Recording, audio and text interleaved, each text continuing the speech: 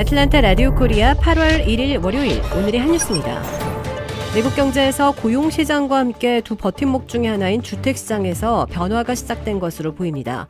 주택가격이 계속 오르고 모기지 이자율이 2배로 급등한 여파로 주택 판매와 거래가 매달 감소하면서 팔려는 집들은 늘어나고 집값은 하락하기 시작한 것으로 인터넷 매체 악시오스가 보도했습니다.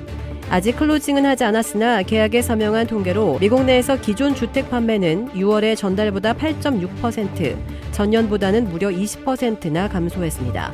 기존 주택 판매는 5개월 연속으로 감소하고 있다고 전국 부동산인 협회가 집계했습니다.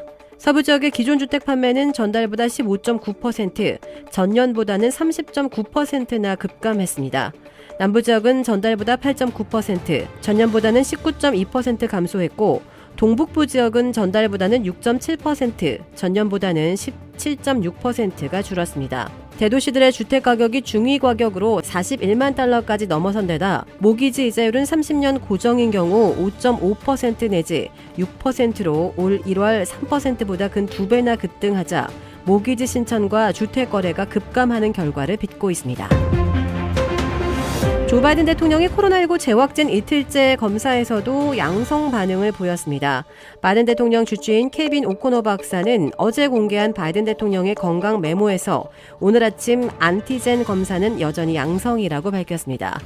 오코너 박사는 대통령은 여전히 좋은 상태라며 어제 보고한 그의 양성 재발을 감안해 우리는 매일 지속해서 모니터링하고 있다고 설명했습니다. 앞서 바이든 대통령은 지난 21일 코로나19에 확진된 뒤 격리 상태에서 항바이러스제 팍스로비드 치료를 받고서 27일 음성 판정을 받고 공식 활동을 재개했습니다. 하지만 4월 뒤인 30일 검사에서 다시 양성 판정을 받고 재격리에 들어갔습니다. 다만 콧물과 마른 기침, 피로를 호소했던 첫 감염 때와는 달리 이번에는 아무런 증상을 보이지 않는다고 바이든 대통령과 의료진은 밝혔습니다. 오코너 박사는 이날 메모에서 바이든 대통령은 앞서 설명한 대로 엄격한 격리 조치를 지속할 것이라며 그는 관저에서 계속 업무를 볼 것이라고 말했습니다. 캘리포니아 등 서부 지역 곳곳에서 발생한 산불이 빠르게 확산하면서 비상사태 선포 지역도 늘어가고 있습니다. 불길은 진정세를 보이지 않은 채 급속히 확산해 어제 31일 오후 7시 피해 면적이 208제곱킬로미터에 달했습니다. 한국 서울의 여의도 면적의 70배가 넘는 수치입니다. 이 소방당국이 산불에 대응하고 있지만 워낙 빠른 속도로 번져 진압률은 0%를 좀처럼 벗어나지 못하고 있습니다. 이는 올해 캘리포니아에서 발생한 산불 가운데 가장 큰 규모라고 미 언론들은 전했습니다. 불길을 진압하는 데 한 달이 걸릴 것이라는 추정도 나올 정도입니다.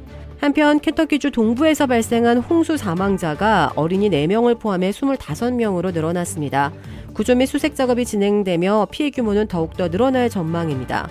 앤디 버셔 켄터키 주지사는 지난 30일 기자회견을 열고 에팔라치아 고원지대에서 발생한 홍수로 현재까지 모두 25명이 사망한 것으로 확인됐다고 밝혔습니다. 어제 오전 기준 켄터키 일대 18,000가구는 전기와 가스 공급이 중단된 상태입니다. 조 바이든 대통령은 켄터키의 연방 재난지역을 선포하고 긴급 구원 자금 지원에 나섰습니다. 일각에서는 31일을 시작으로 내주에도 일부 비 예보가 이어지면서 추가적인 피해 가능성이 제기되고 있습니다. 버지니아 서부와 웨스트 버지니아 남부도 홍수의 영향권에 들며 일부 지역에서는 정전 사태가 벌어지고 도로가 유실됐습니다. 미국에서 역대 3위에 해당하는 천문학적인 금액의 복권 당첨자가 나왔습니다. 지난 30일 메가밀리언 홈페이지에 따르면 전날 밤에 진행된 추첨을 통해 13, 36, 45, 57, 67의 당첨 번호와 보너스 번호인 메가볼 14를 모두 마친 메가밀리언 복권 한 장이 일리노이주에서 팔린 것으로 확인됐습니다. 해당 복권은 시카고 외곽인 데스플레인스 한 주유소 겸 편의점에서 팔렸습니다. 이번 메가밀리언 당첨금은 13억 3,700만 달러로 메가밀리언 사상 역대 2위, 미국의 전체 복권 사상 역대 3위에 각각 해당합니다. 이는 추정치로 실제 복권 판매 액수를 최종 집계하면 당첨금이 더 올라갈 수 있다고 메가밀리언 측은 밝혔습니다. 이 당첨자는 향후 29년에 걸쳐 연금 형태로 당첨을 받거나 현금 옵션을 선택해 7억 8,050만 달러를 한 번에 받을 수 있습니다. 지금까지 대다수의 당첨자는 현금 옵션을 선택했습니다. 국민대학교가 표절 의혹이 제기된 김건희 여사의 논문들이 표절이 아니라는 판단을 내놨습니다. 국민대는 한국시각 1일 김 여사의 논문 3편은 표절이나 학문 분야에서 용인되는 범위를 벗어나 연구 부정행위에 해당하지 않는다고 판단했다고 밝혔습니다. 여기에는 김 여사가 지난 2008년 국민대 테크노 디자인 전문대에서 박사학위를 받은 논문과 회원 유지를 영문으로 멤버 유지로 적어 논란이 된 학술지 논문 등도 포함됐습니다.